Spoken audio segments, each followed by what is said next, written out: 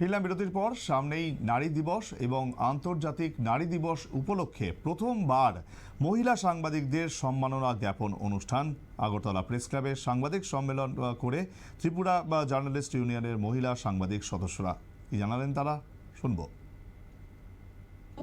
মহিলা সাংবাদিকদের এক মঞ্চে আমরা 65 জন মহিলা সেখানে সম্মানিত করা হবে।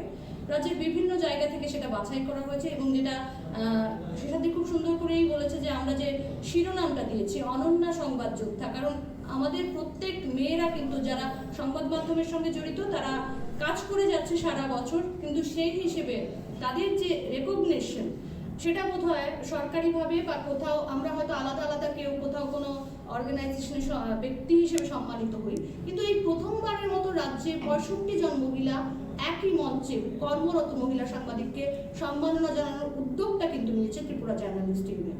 এবং এই অনন্যা সংবাদ যোদ্ধা সম্মানের পাশাপাশি আরও একটা বিশেষ যে সম্মাননা রয়েছে, কাজের নিরিখে প্রতি বছর একজন সাংবাদিককে কর্মরত মহিলা সাংবাদিককে তার সংবাদ জগতে তার যে অবদান রয়েছে সেই জায়গাটা দেখে প্রত্যেক বছর সেখানে আমাদের জুরি মেম্বার্সরা শুনতে পেলেন। মহিলা সাংবাদিকদের জন্য এই বিশেষ কর্মসূচি, বিশেষ উদ্যোগ নেওয়া হয়েছে এবং আগামী 8ই মার্চ তাদের 65 জন মহিলা সাংবাদিককে সম্মাননা জ্ঞাপন করা হবে। সময় আরও একটি বিরতির, সঙ্গে থাকুন।